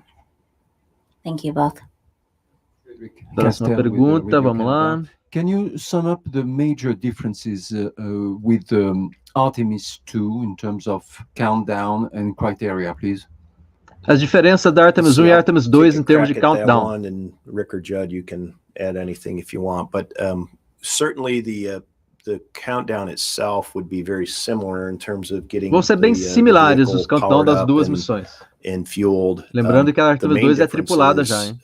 We'll have the crew wake up and get suited, and then send them out to the pad, and then we'll have to get into hatch closure, and then tem que ter tripulação, vai pro hatch, tem o hatch closure, então tem pouquinho de diferenças aí com a acomodação da tripulação na Orion, né? Rick or Judd, if you have anything to add to that one. Yeah, Mike. As far as the actual mission for Artemis 2, the trajectory will look quite a bit different. A trajetória vai ser pouco diferente. For that one, the ICPS actually, instead of doing the full TLI maneuver, will just put us in a really highly elliptical orbit while we do checkouts of the environmental systems for the crew. That's for about 24 hours, and then the Orion OMS engine will actually finish the translunar injection burn that a órbita translunar vai ser pouco diferente a trajetória, não vai entrar na órbita retrógrada, mas numa órbita elíptica, então é pouco diferente aí a missão Artemis 2, né? Come back and it'll be a much shorter amount of time. E vai ter o tempo também bem menorzinho também da missão. O tempo vai ser menor. Então vai ser bastante diferente aí Artemis 1 e Artemis 2. I'm going to try to get to people we haven't gotten to before, and then I'll go back for some second questions. So I believe you haven't gotten yet. Yeah, Stephen Clark, Spaceflight Now. I think my question is probably for Judd Frieling in Houston. You talked about the abort modes for this particular mission. I know you don't have an active launch abort motor. Can you maybe go in a little more detail and just clarify a couple of things? You mentioned at 63 seconds. You have an abort mode where you could get the priority 1 objectives. What does that mean? Uma janela de 63 segundos de abortagem. A preocupação aí do colega aí, como que é esse sistema, what the untargeted splashdown means, and I know Preston Miko at that point, I think you said you could go to get the full mission at that point if you lost an engine. Just want to confirm all that stuff. Thanks. Vamos ver agora, sistema de abortagem. Great clarification. So once we get to the minute and 3 seconds or 63 seconds, we have the ability to complete the mission priority 1 objective. And really what that means is we likely will not have enough performance to do the full mission. In other words, go to the DRO, but we will have enough performance between the ICPS upper stage and adding additional energy from the Orion engines to make essentially either a highly elliptical orbit that will still get us the lunar entry speeds, or potentially we could do lunar flyby, much like the mission that we're planning for Artemis 2. As far as the abort modes, untargeted splash after the last jettisons, what that really means is should we have a catastrophic failure on the vehicle or something that causes us to have to abort, the service module and the crew module separate from the upper stage, and then perform a separation burn, and then essentially the reorient itself does a crew module and service module separation, and then the crew module gets in the proper orientation for an unguided splashdown in the Atlantic undershoot. Então se tiver uma falha catastrófica, o módulo de serviço e o módulo da Orion, o tripulado, se separa do upper stage e vem num voo não guiado aí por splashdown. Se tiver uma falha catastrófica, we can do a completely nominal mission. Né?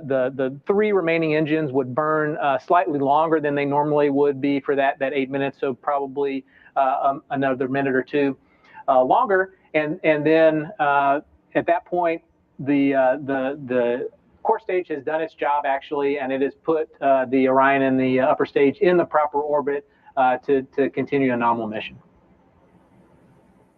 Foi bastante técnico aí a questão. Eu boiei um pouquinho aqui. O Gilberto, grande Gilberto, forte abraço aí, Gilberto. Grande abraço, Gilberto aí, que tem um curso aí de astronomia também aí. Muito legal. Professor Gilberto, ligadinho aí na NASA também. Vamos ver a próxima pergunta aí.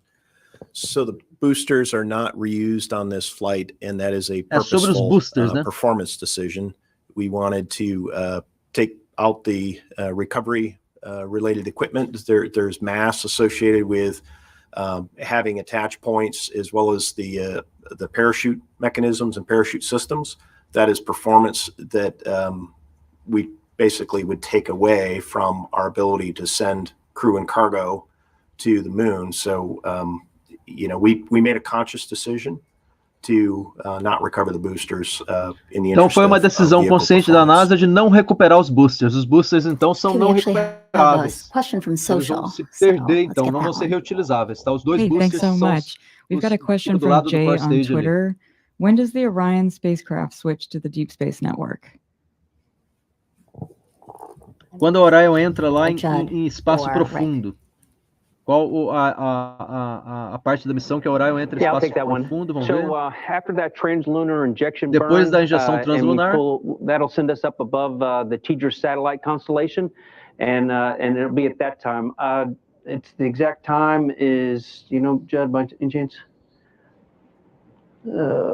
Consultando a colinha. The exact time, but it's right after TLI, which is a little over an hour and a half into the mission. 1h30 da missão, injeção translunar entre espaço profundo. 1h30 da missão. Olhou a colinha ali, o diretor da NASA e respondeu. Show de bola. 1h30, então, entre espaço profundo na injeção translunar, de TLA. Okay, this is for Judd. With regards to the translunar injection splash abort mode, a nova pergunta aí sobre o sistema de abortagem. É por telefone a pergunta agora. Se for cair aí o splashdown no Atlântico, como é que é a preparação? I'm sorry, you broke up. What was the question about the crew module? Is there a possibility to do what? With regards to the untargeted splash mode, do you have the ability to destroy the crew module if its flight down to the ocean becomes unpredictable? A preocupação se cair no Oceano Atlântico. We don't have that capability, so we do expect the chutes to come out and to glide the crew module to a safe splashdown. Então eles esperam que os paraquedas funcionem, que o splashdown seja um sucesso aí na água, né? Ele não respondeu então. Se não funcionar o paraquedas, o que faz? Não respondeu aí a NASA. Jeff Faust of Space News. Launch criteria question. Space News. We've talked a lot about terrestrial weather. What space weather criteria do you have? And we're entering an era of increased solar activity, and what would be a constraint to launch in that case? Não captei a pergunta aí, não. Primarily concerned with protons from the sun. So that's our only space criteria at this point in time. Foi bem rápida aí a resposta, eu não peguei direito, não. Hey, Micah Maidenberg, Wall Street Journal. Judd, I just want to follow up on Stephen's question just to make sure I kind of know crystal clear. Like after that 63-second sort of threshold that you mentioned, at that point, NASA would know whether like the Orion would get to come back in and test the heat shield. You'll know that soon. That's how I understood your answer to Stephen's question. Is that right? Depois de 63 segundos críticos, o teste de abortagem, a Orion consegue voltar e fazer o splashdown, é isso? Obviously, it depends on the performance that we had to that point, but the expectation is once we reach that boundary of 63 seconds and we have a subsequent engine failure after that, our expectation is that through a combination of depleting all of the ICPS fuel, upper stage fuel, and doing essentially a rev around a highly elliptical orbit, we'll use the Orion main engines to achieve lunar entry speeds. Yes. Após 63 segundos, consegue recuperar o Orion, né, no sistema de abortagem. Então a janela até 63 segundos consegue recuperar aí, se tiver uma falha de motor. I think these are both for Charlie. So given that we might be watching tropical systems next week, how long does your teams need to deconfigure the vehicle to be able to pull it back for a hurricane protection scenario? And you mentioned that the cutoff that gets us to the second gives you some flexibility based on your propellant reload thing. When you say flexibility, does that mean the third and the fourth and the sixth are potential launch options? Like if you don't fuel on the second, could you try for the third, preserve the fifth? Can you just walk me through what those things are on the back of the window? Yeah, absolutely. I'm going to take that one first. So because we go ahead and top off both LOX and hydrogen, we're in a really great spot. Now, of course, all scrubs are dependent upon why you scrubbed, what it is. If it's a simple weather scrub, that's, no offense, Melody, but that's that's probably the best case scenario. But if you have a technical issue, you obviously have to go look at how do we go correct it, what does it take to do. But taking both LOX and hydrogen in that window really opens up our capability. So we'll be ready on the second, but if for some reason we couldn't launch on the second, we could look at any, a subsequent opportunity. If we decide not to tank, we have a 24-hour hold capability, so we can try the next day. But once we commit to tanking, and depending on how far into the tanking sequence we get, then we get into that replenishment. After each time that we load hydrogen in the core stage, we need some level of replenishment. And so our baseline is about 2 days. Certainly, depending on how much and how far into the load you got before you had an issue would drive what those actual commodities are. Então, a preocupação, se tiver algum problema de tempo, que foi a pergunta, como é que faz ali com as janelas de lançamento? Aí a Blackwell está falando novamente sobre o replenish de hidrogênio, que é o ponto principal do foguete ali, ele conseguir fazer toda a despressurização e pressurização do combustível no core stage. É o replenish do hidrogênio que é a questão principal ali. If we got into a situation where you needed to roll back for hurricane protection, how long do you need to deconfigure the vehicle to pull it back? We need about 3.5 days. And so we look at the weather every day, look at the tropics. And certainly when I say we have about 3.5 days of work to go do, more is better. That's probably, the streamlined case. And then of course we also have to look at, when we expect local weather to impact here and then back up from that, because we, have a workforce that we have to release and allow them to get home and do their own securing. So, we look at it very closely, but it is about 3.5 days, very full days of work to get deconfigured and ready to roll. 3 dias e meio para desconfigurar o foguete se tiver alguma parada aí por conta do tempo, né? 3 dias e meio para fazer o replenish, esvaziar o combustível e tal. Any scenario where you could lose 2 engines and still get any mission at all going uphill? Perder and the second question, motor, a missão consegue. Ele perguntou se perder 2, se tem alguma possibilidade. From 400,000 feet, how deep do you go before you come back up and then resume the descent? Thanks.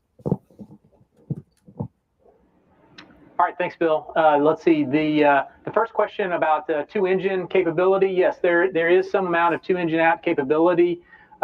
And so it all depends on where you would have lost the first engine and then in relation to the second engine. The controllability of the stack seems to do pretty well on 2 engines. So obviously you'd be burning really to the limits of Com 3 motores consegue, tem controlabilidade também, depende de quando você perdeu o primeiro e o segundo. Com 3 motores, a NASA está confirmando que consegue ainda seguir a missão. Olha que legal isso. Went out. As far as your second question, yes, after you get at the 400,000 foot entry interface level, you'll dip down to about 200,000 feet, and then you'll start to come back up, and you'll reach an apogee of about 250,000 feet before you start coming back down again. A segunda pergunta eu não peguei aqui direito. Week. Mike, I wanted to just follow up on something you said at the post-FRR presser when you were giving us some examples of missions that could be flown if there was a problem. And you had mentioned as an example that Orion solar arrays didn't deploy.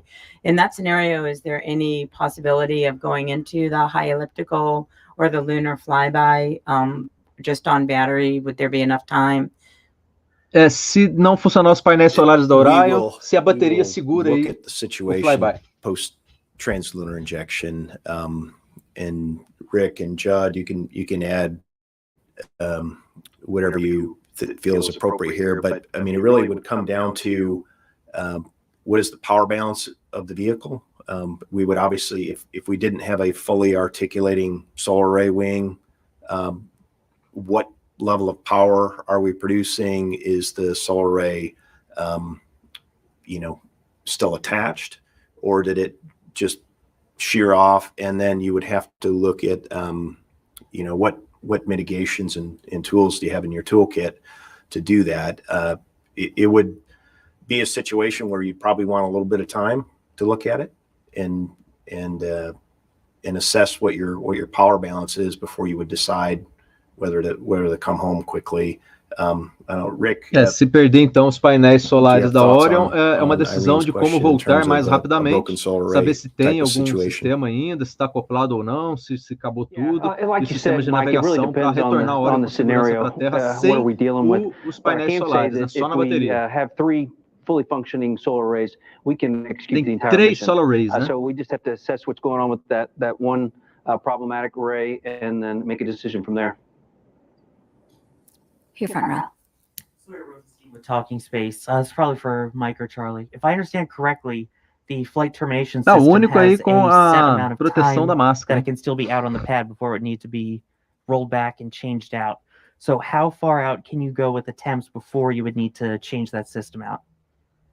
Proteção aí pela Covid aí, eu não peguei So direito our a flight termination pergunta. system carries two parameters with it. It's a 20 and a 25-day parameter. The 20 is from the time we test the system end to end in the VAB to the first launch attempt. And then after 25 days, we need to retest it again. And the only place that we can test it is in the VAB. And so when you look at when we started that test in the VAB, we'll certainly meet our 20-day on that initial launch attempt. And when you play out the days, it gets us through the opportunity on the 5th. Então são 25 dias o tempo máximo que o foguete pode ficar no launchpad, porque é um teste que só pode ser feito no veículo de construção, VAB. 25 dias, né? 25 dias o máximo a ficar no pad. Tropical cyclone develops in the Pacific on our way back. Normalmente a preocupação, muita pergunta com tempo, né, com ciclones, com tempo, lá, enfim. Vem dessas perguntas técnicas, a galera é muito preocupada com o tempo. Se o tempo estiver ruim, não vai lançar. Se o tempo estiver bom, vai. É melhor fazer perguntas técnicas, meus americanos amados. Rick, we talked this one at the agency flight readiness review, and you've got a plan. So do you want to take this one, Rick or Judd?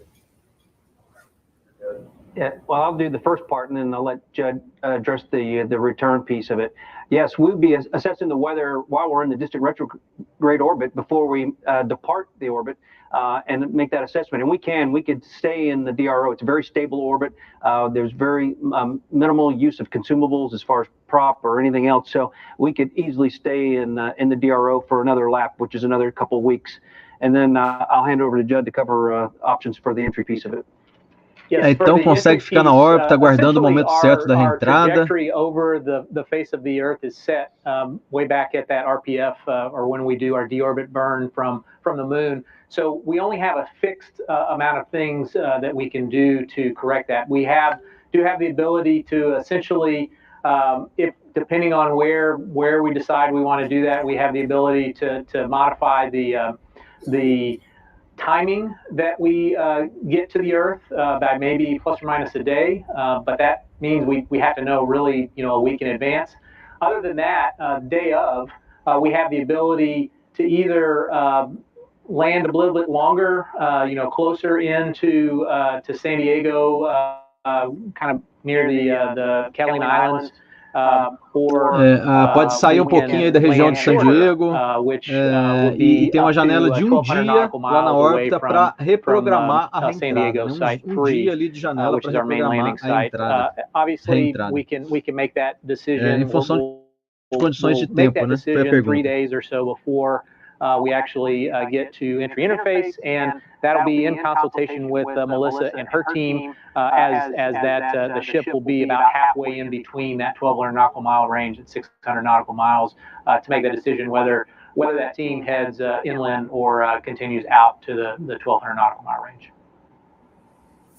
Okay, that'll wrap up today's briefing. Thank you to all of our participants, and thank you to all of you guys who had such insightful questions and also for your interest in Artemis. Obrigado aí a participação. Quero tirar uma foto com a galera. Test is in less than 2 days, and the 2-hour launch window opens at 8:33 a.m. Eastern Time. You can learn more about this historic mission online or on our social media channels that will pull up on the screen for you here in a second.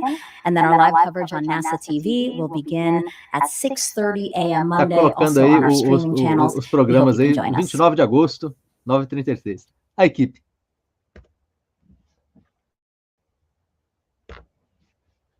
Ah, peguei uma fotinha, peguei uma fotinha com a equipe aqui da Artemis, os diretores da Artemis, peguei uma foto bem legal. Ficou bom. Artemis, ai que foto linda essa, eu segurando a lua aqui. Lindinha, lindinha, lindinha. Estamos aí, acabou então a transmissão aí desse briefing aí da missão mais importante do século XXI, científica, espacial, retorno da exploração humana à Lua. Olha aí a visão da Terra da ISS, que coisa maravilhosa. Olha só a terrinha aí, ó, bem redondinha, ó, redondinha. Será que a Terra é plana ou redonda, meus amados? Tá aí, ó. Tá aí uma imagem aí da ISS. Linda, linda, linda. Então, obrigado, NASA amada, por essa transmissão bem legal. Tive algumas dúvidas bem joias aí, então. Deu um overview aí de como estão as preparações para o lançamento 29 de agosto. O Mike Sarafin, então, diretor aí da NASA, da missão Artemis, ele foi bem sincero logo no iniciozinho da entrevista ali. Ele foi bem sincero que talvez possa não ser lançado no dia 29 de agosto, que está marcado aí. Talvez possa não ser lançado. Dependendo, a gente acompanhou os wet exercers, os testes aí, tiveram alguns problemas aí de lightning aí, de vazamento aí no tanque de hidrogênio e outras coisas mais. Deixa eu pegar minha pastilha Valda aqui. Ele foi bem sincero, então. Ele disse que talvez possa não ser lançado. E aí nós temos a segunda janela, 2 de setembro, e a terceira, 5 de setembro. Eu tô pensando aí no dia 2 de setembro aí, talvez, hein? Ou 5, vamos ver. Então ele foi bem sincero, né? Mas já tem o Call to Stations, foi hoje 10 horas da manhã. Os times já estão preparando aí para meia-noite hoje já colocar combustível na criança. E colocar o combustível então na Artemis a partir de meia-noite de hoje, sábado 22, 27 de agosto. Vai passar o domingo todo fazendo esses detalhes finais do core stage, o tanque de hidrogênio e o tanque de oxigênio líquido, para na segunda iniciar o countdown, né? É isso aí. Teve algumas perguntas bastante técnicas aí, muito preocupadas com a reentrada, né? Com a sistema de abortagem também. A partir de 63 segundos de voo, a capacidade, a capabilidade da NASA de a Orion se desacoplar do upper stage e retornar para a Terra no splashdown de emergência, vamos dizer assim. A partir de 63 segundos, foram bastante perguntas aí do sistema de abortagem. Muitas perguntas também sobre o tempo, o pessoal bem preocupado com as coordenações, com os sistemas de vulcão lá nos Estados Unidos, lá tem, né? O estudo aí das tempestades aí, que tem a garota do tempo também estava lá presente. Então, muita pergunta sobre tempo. Eu achei até maior do que devia, né? Enfim, poderíamos pensar mais em questões mais técnicas mesmo da missão, né? Algumas perguntas o cientista-chefe da NASA estava lá, perguntas sobre os 10 nanosatélites que vão fazer algumas explorações e focou muito na resposta dele na pesquisa de água no Polo Sul lunar, que é um item fundamental tanto para a vida humana, né? 70% do nosso corpo é feito de água, como para a vida lá na Lua também, né? Então a base lunar ser feita ali na Lua, no Polo Sul, onde vai ser a alunizagem em 2025. É importantíssimo que tenha água, tanto para a vida humana, como para a água ser quebrada ali em moléculas de hidrogênio e oxigênio, que são os combustíveis das espaçonaves, né? Ou seja, para garantir os combustíveis e garantia de sobrevivência também da população, tanto lá como na volta para casa. Então, teve aí essas questões científicas, teve um momento de explicar detalhadamente de como que é a decolagem, os minutos certinhos ali, 2 minutos faz a separação do booster, e tantos segundos, tal, até a manobra de injeção translunar, que é 1h30. 1h30 faz a manobra a primeira queima de entrada da injeção translunar, que entra no espaço profundo, né? Então, foi uma entrevista bastante técnica, muitas questões ambientais e muita otimismo da galera da NASA que eu senti. Eu estou otimista. A Charlie Blackwell-Thompson, algumas perguntas também sobre a figura feminina, tanto no nome da missão, Artemis, que é uma deusa grega feminina, né? Como na própria diretora do lançamento, que é a Charlie Blackwell-Thompson, que é a primeira mulher a dar o Go for Launch, pronto para o lançamento de um foguete, né? Um momento super histórico em todos os sentidos, científicos, emocionais, tecnológicos, ambientais e também humanos, né? Do matriarcado, a era do matriarcado, das mulheres estarem aí retomando a sua função aí importantíssima na vida, na natureza, e que as mulheres podem fazer tudo o que quiserem, inclusive ser astronautas. E uma lá vai pousar na Lua em 2025, né? Então, teve uma pergunta nesse sentido também da figura feminina nos programas da NASA. Lembrando aí que a NASA, em 2020, ela incluiu nos seus valores fundamentais, que é excelência, equipe, superação e tal, inseriu a inclusão, né? A inclusão é um valor fundamental para a NASA. Tanto que um dos objetivos agora é alunizar a primeira mulher. Foram 12 homens que já pisaram na Lua, desde o Neil Armstrong e o Buzz Aldrin, né? Foram 12 homens que pousaram na Lua e 6 missões bem-sucedidas. E agora vai ser a primeira mulher em 2025 e a primeira pessoa negra, ou 2 em 1, uma primeira mulher negra, ou uma mulher e um astronauta negro também. Ainda não está decidido quem são os astronautas, vão ter os testes aí de seleção, né, dos candidatos. E é importante dizer que essa inclusão que a NASA está inserida é uma evolução fundamental da humanidade, né? De nós olharmos para o próximo, olharmos para o outro, ter mais carinho aí com as outras pessoas, os grupos minoritários. Mulher, lembrando, há 50 anos atrás não podia votar, não podia sair de casa e tal, um machismo dominando demais aí, né? Não podia escrever, né? As primeiras escritoras, tipo a Mary Shelley, que escreveu Frankenstein, teve que escrever no nome do marido, né? Escreveu Frankenstein com 19 aninhos, Mary Shelley. Então, assim, o ganho das mulheres é importantíssimo nesse século XXI, o matriarcado. Então, ó, nota 10 para a NASA em todos os sentidos, inclusive nesse sentido aí, de recuperar a importância das mulheres, né? A Charlie Blackwell-Thompson lembrou, então, que lá na Apollo 11 tinha uma mulher em 150 engenheiros, técnicos, engenheiros e mecânicos, né? Tinha uma mulher. E agora, nesse lançamento agora da Artemis 1, são 30% da força de trabalho da NASA é composta de mulheres, inclusive a diretora de lançamento, que vai dar o primeiro Go for Launch. Super espetacular. Eu encerro a minha live, então, com essa observação da importância das mulheres. E, não por acaso, é Artemis o nome do programa. A deusa da natureza, a deusa da caça. Ela que se revoltou lá com Zeus, falou assim, Zeus, nada disso, eu não quero casar, não. Vou lá para a Terra. E ela ficou aqui no meio da natureza, no meio dos animais, com o arco e flecha, que é um dos símbolos da Artemis. Essa deusa aí, rebelde, que contestou a masculinidade dos deuses do Olimpo. Super Artemis, deusa da natureza, que ela é a nossa Diana também, que é a Mulher Maravilha, né? A Mulher Maravilha, então, inspirada aí nessas deusas importantíssimas aí, como a Artemis é uma delas. Parabéns, mulheres, vamos que vamos, NASA, e Deus abençoe que Artemis 1, se não for lançado agora 29 de agosto, que a gente está esperando que seja lançado aí, então, 2 de setembro ou 5 de setembro, e vamos que vamos. God bless Artemis, Goddess of Nature. Um abraço, vamos que vamos. Fiquem atentos aí nas próximas lives. Com Deus.